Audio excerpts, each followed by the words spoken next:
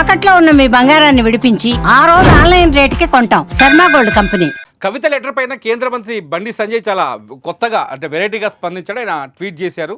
కవిత letter అది కాంగ్రెస్ వదిలిన బాణం అంటూ ఆయన ట్వీట్ చేశారు. ఎందుకు కాంగ్రెస్ వదిలిన బాణం అన్నారు అనేది కొంత ఆసక్తికరంగా మారింది. ఎందుకంటే కవిత తండ్రికి లేఖ రాయటం వెనుక, కవిత పార్టీ పైన అసంతృప్తిని వ్యక్తం చేయడం వెనుక, పార్టీ పైన కొంత తిరుగుబాటు తత్వంతో లేకపోతే వ్యతిరేక భావంతో కవిత ఉండటం వెనుక రేవంత్ రెడ్డి వ్యూహం ఉంది అని ఒక చర్చ మొదటి నుంచి జరుగుతుంది. ఈ నేపథ్యంలోనే బండి సంజయ్ ఈ వ్యాఖ్యలు చేశారని ఒక అనుమానం కలుగుతుంది. ఎందుకంటే బండి సంజయ్ చాలా స్పష్టంగా చెప్పారు, ఓటీటీలో సినిమా తీయొచ్చు కవిత రాసిన లెటర్ ద్వారా, ఆ సినిమాకి కాంగ్రెస్ వదిలిన బాణం అని పేరు పెట్టవచ్చు అని చెప్పేసి బండి సంజయ్ చాలా స్పష్టంగా చెప్తున్నారు. అంటే ఖచ్చితంగా కవిత వెనకాల కాంగ్రెస్ ఉందని చెప్పే ప్రయత్నం చేస్తున్నారు బండి సంజయ్. బండి సంజయ్ వ్యాఖ్యలతో పాటు రాజకీయ వర్గాల్లో కూడా ఇటువంటి చర్చ కనిపిస్తోంది. ఎందుకంటే రేవంత్ రెడ్డి కవిత వెనకాల ఉన్నాడని చెప్పేసి, ఎందుకంటే చాలా ప్రోగ్రామ్స్ రేవంత్ రెడ్డి తీసుకున్న చాలా ప్రోగ్రామ్స్కి కవిత పరోక్షంగా మద్దతు ఇస్తుందని ఒక చర్చ ఉంది. అట్లాగే రేవంత్ రెడ్డి కవిత విషయంలో, కవిత పనులకు సంబంధించిన వ్యవహారాల్లో రేవంత్ రెడ్డి ప్రభుత్వం కొంత సానుకూల ధోరణితో ఉందని చెప్పేసి బీఆర్ఎస్ వర్గాల్లో కూడా చర్చ జరుగుతుంది.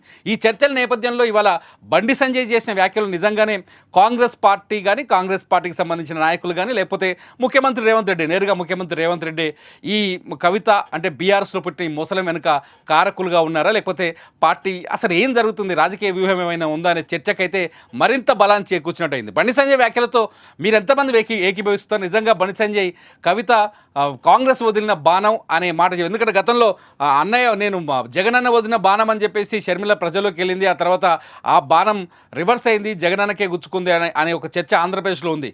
షర్మిల చాలా స్పష్టంగా చెప్పింది, వైఎస్ జగన్మోహన్ రెడ్డి ఆస్తుల వ్యవహారంలో సోదరుడు జగన్మోహన్ రెడ్డితో తనకు విభేదాలు ఉన్నాయని చెప్పేసి, అట్ ది సేమ్ టైం వైఎస్ఆర్సీపీని వదిలేసి సొంతంగా పార్టీ పెట్టడం తెలంగాణలో, ఎన్నికల తర్వాత మళ్ళీ ఆంధ్రప్రదేశ్కి వెళ్ళిపోయి ఇప్పుడు ఆంధ్రప్రదేశ్ కాంగ్రెస్ ప్రెసిడెంట్గా, పీసీసీ అధ్యక్షురాలుగా బాధ్యతలు నిర్వర్తించడం, నిన్న మన రాజకీయంగా హడావిడి కూడా చాలా ఎక్కువగానే చేస్తున్నారు. షర్మిల పోరాటాలు చేయడానికి ప్రయత్నిస్తున్నారు. ఈ నేపథ్యంలో సేమ్ సీన్ ఇప్పుడు తెలంగాణలో రిపీట్ అయిందా? కవిత కూడా బయటకు వచ్చే ఛాన్సెస్ ఉన్నాయా? బండి సంజయ్ ట్వీట్ తర్వాత అటువంటి సందేహాలే కలుగుతున్నాయి. కాంగ్రెస్ వదిలిన బాణం అంటే కవిత కూడా బయటకు వచ్చే ఛాన్సెస్ ఏమైనా ఉన్నాయా? నిజంగా రేవంత్ రెడ్డి వెనకాల ఉన్నాడా అనే చర్చకు మాత్రం రాజకీయంగా కొంత ఆసక్తికరమైన చర్చ జరుగుతుంది. మీరేమనుకుంటున్నారు? కవిత వెనక రేవంత్ రెడ్డి వ్యూహం ఏమైనా ఉంది అనుకుంటున్నారా?